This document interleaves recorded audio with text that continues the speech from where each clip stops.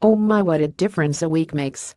Certainly the offense's performance was impacted by the play of the defense for once in a good way, but his grades are significantly impacted by level of competition. Expect some good news and rays of sunshine this week.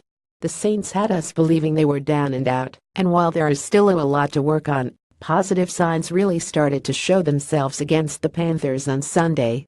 Offensive line A. The Saints' offensive line turned in by far their most impressive performance to date, and that was with a patchwork offensive line that included a backup, a player playing out of position, and a rookie. That unit not only outplayed one of the best defensive fronts in the NFL, but they did so relatively convincingly. There were a few bad plays, one on a 3rd and 1 that was immediately blown up, and the Saints did give up a sack. However, all in all, the unit was rock solid. The biggest reason they got an A wasn't because they protected Brees, though.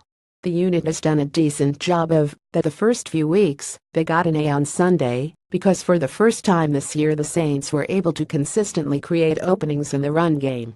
Larry Warford in particular was a part of some great run plays for the Saints. That is something I desperately hope they can continue. We need the run game to be a component of this offense we can rely on. Quarterback A. The Saints got their first win, and Drew got his first A, not a coincidence. With the exception of one throw, I thought Drew Brees was largely his excellent self.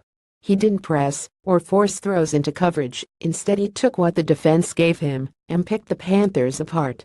The only lowlight of the day was a terrible throw to Kuechly that I am still shocked didn't somehow end up as a pick six.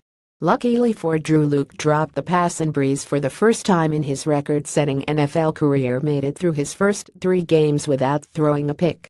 Considering he will be getting his most trusted target in Willie Snead back next week, I expect Brees' grades to stay on this side of awesome. Tight end C. Not a great day, not a bad day, just a mixed day from the tight end group. The Saints used a lot of multi-tight end sets on Sunday to protect Brees and allow them to run the ball, and it was largely effective.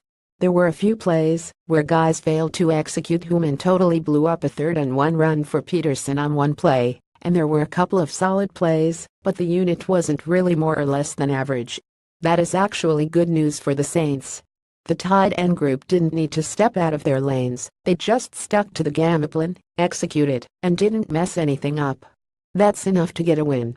Running back A. It's not a coincidence that the offensive line had their best game, and the running backs finally looked like a 3-headed monster.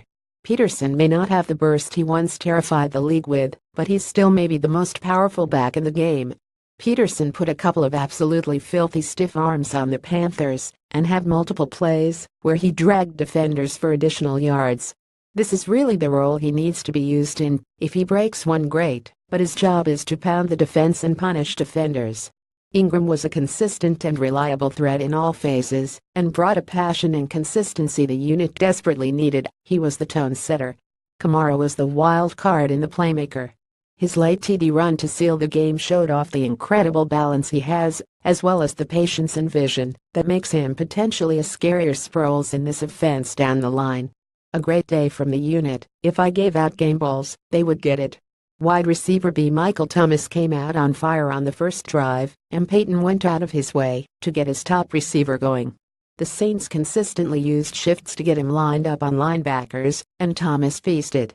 That helped open things up for others throughout the rest of the game, and the Saints receivers all had their moments.